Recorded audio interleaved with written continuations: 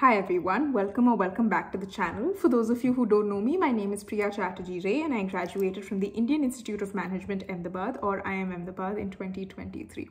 For the past 6 months or so, I've been running this YouTube channel where I've been sharing information and data, knowledge, etc. with you to sort of bridge the gap between MBA aspirants like you and successful B-School students so that you have all the necessary knowledge that is required to crack your MBA entrance tests and get into the B-Schools of your dreams.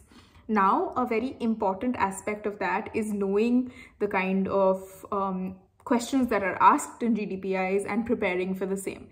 MBA interview transcripts or IIM interview transcripts are always very, very high in demand because they give you an idea as to what you need to prepare. And my own MBA transcripts have been some of the most requested videos on this channel. I'm trying my best to collate all of them and I will have them up in the near future. But when I sat and I thought about it, I realized that my interviews took place nearly 3 years ago. They took place during COVID, so they were mostly online. And I'm not sure how helpful they would be to you in your preparation, which is why I decided to launch this new series. Now, most of you wouldn't know this, but I've been simultaneously running this semi-formal GDPI preparation program, which has brought me in touch with a lot of MBA aspirants like you who took the CAT exam or cracked the CAT this year and got calls from some of the best B schools in the country. What this series of videos aims to do is bring out their MBA interview experiences, the transcripts of their interviews with the different IIMs, and I'm going to try my best to share them with you on this channel. What this will do is basically bring you face to face with some profiles that might match your own so that you can prepare for the questions that these people were asked in their interviews if their profile matches yours, so that you know the kind of questions you're being asked in real time and so that you can prepare better for your profile, your role, your college, etc. And it also will give you an idea of the level of preparation your competitors have at this stage. I do hope that this series will be helpful for you. If you think that this is a good idea and if you want to see more such videos, make sure to leave a comment below letting me know the kind of profile you have and what kind of MBA transcripts you want to see, and I will try my best to have them for you. That said, we will now move into the first of the videos in this series, which is with a friend of mine by the name of Ram Gupta, who has been so kind as to come and share his entire interview experience with us on the channel instead of just sharing his transcript in an anonymous manner. Make sure to like, share and subscribe to the channel, and thank Ram in the comments for being so helpful. Hi everyone, we have Ram with us again today. Ram, would you like to start by giving everyone an introduction about yourself? Sure. Hi, Priya. Hi, everyone. My name is Ram Gupta. And about my profile, I had a 10 CGPA in 10th, 95% in 12th, and a 9-pointer in my undergrad, which was Bachelor's in Management Studies. Okay, so can you tell us which interview we're going to be discussing today, what your slot number was, where it was held, what the date was? My interview, we'll be discussing the Co-Code interview experience today. I had my interview on the 21st of February. It was the afternoon slot, and my panel was probably the third panel. And there were 6 panels overall, and 9 to 10 students each. Okay, got it. Did you have a WAT for your interview? Yeah, we had a WAT. My topic was about the censorship of OTT platforms. So, like, we follow censorship for mass media and films and TV serials. So, should a similar restriction be imposed on OTT films? Okay, so was it an entire paragraph or was it like an essay? They just gave you the topic and you had to write. It was semi-descriptive about the OTT and censorship space as well. So 3-4 lines, and we had one single side sheet to write on. So probably you could fit in 250 to 270 words. Okay, so it was more of an essay that you had to write as opposed to them giving an entire write-up. Yeah, so you could basically even take a pro censorship stand or a stand against censorship or OTT, or you could mix and match and take an analytical stand with the conclusion. So it was pretty much your decision. Okay, got it. So what number was your interview in the actual panel? My interview was towards the end, probably. My interview was sixth out of Okay. ninth or tenth. Mine was sixth. Okay, got it. So let's speak about the actual interview. Let's assume that you walked into the interview room. How did it start? So it first started with the standard pleasantries, but it didn't have a tell me about yourself or an introduction component. There were two panelists. One was a male professor and one was a female professor. The male professor, as soon as I sat down, asked me that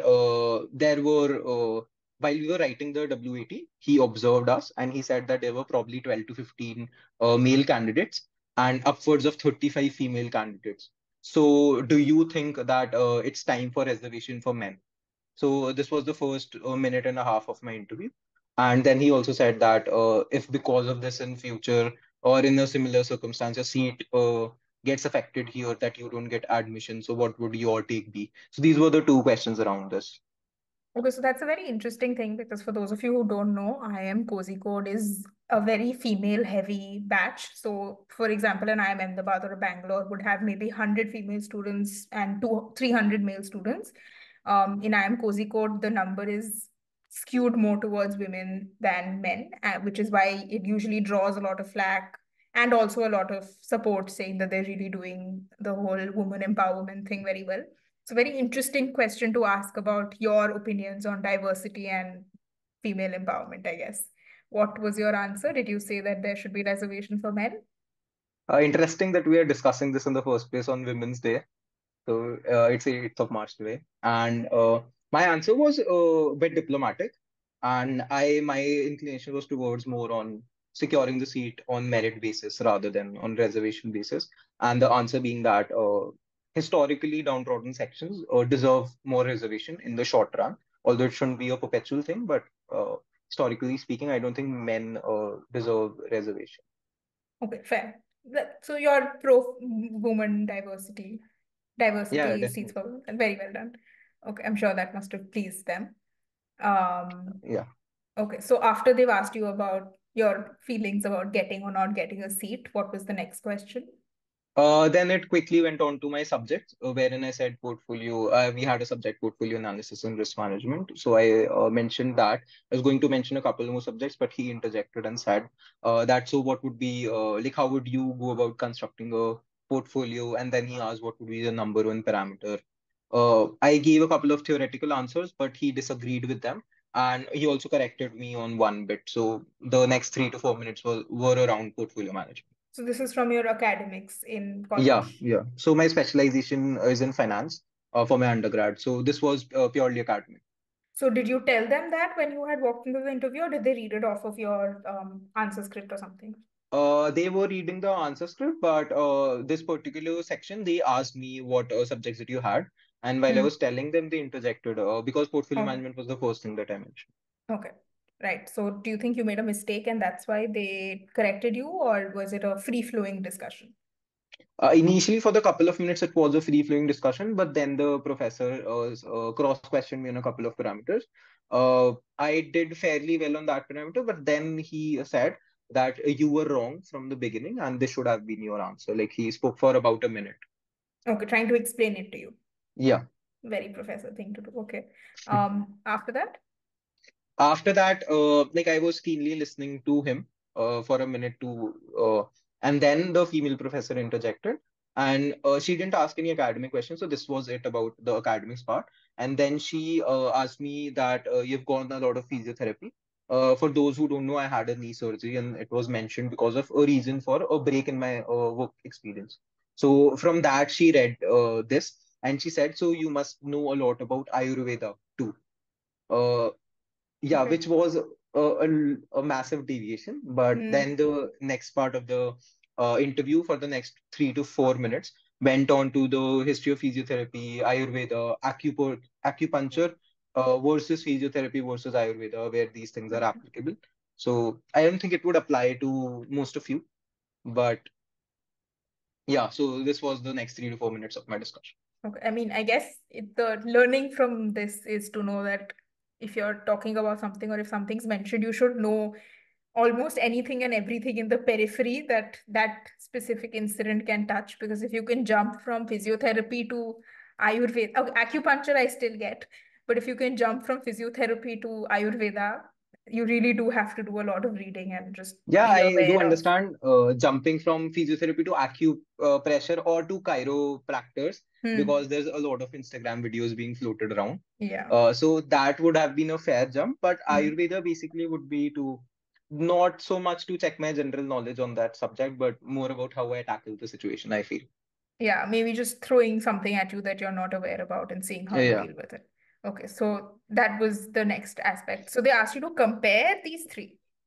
They first introduced these concepts ki, Okay. then to you should know a lot about Ayurveda.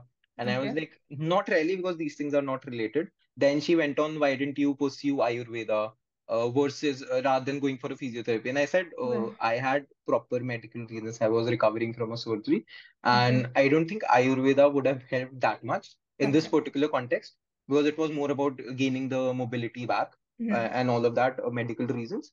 But then I mentioned that Ayurveda could be used in these contexts, which could be internal body systems such as your Mhm. digestion, etc.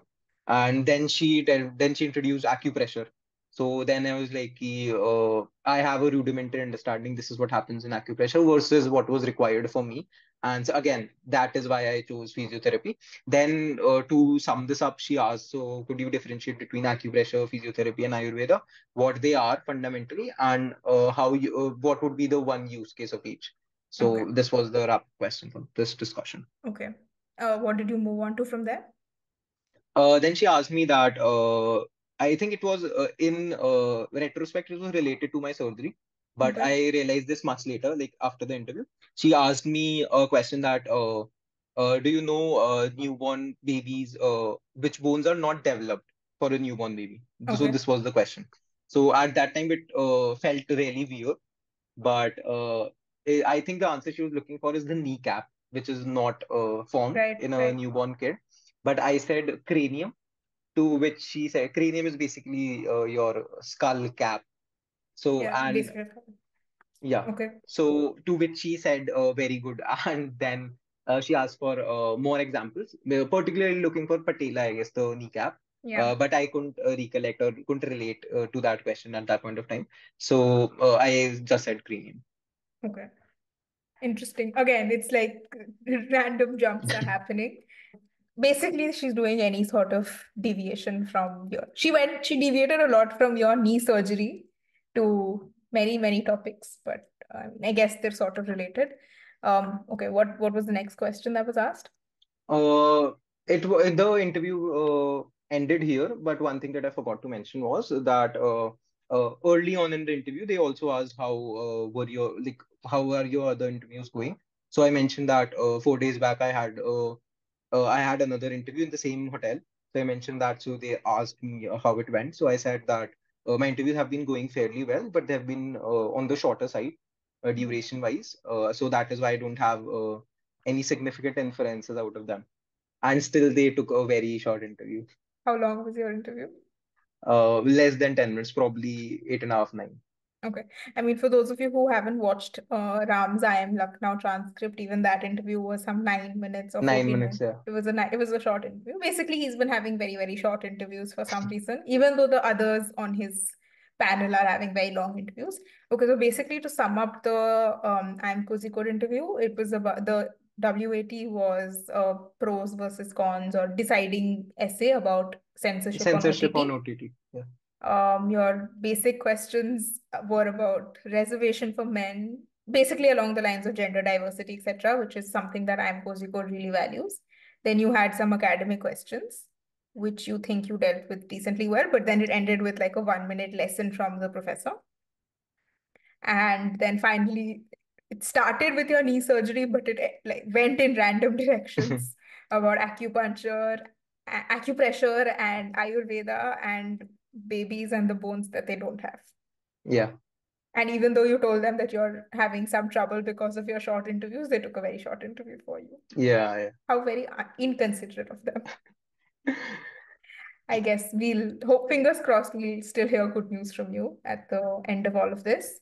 But okay, Yeah. thank you so much, Ram, for sharing this. No, I just, I'm sure everyone appreciates it. Yeah, thank you. Bye. thank you. Bye.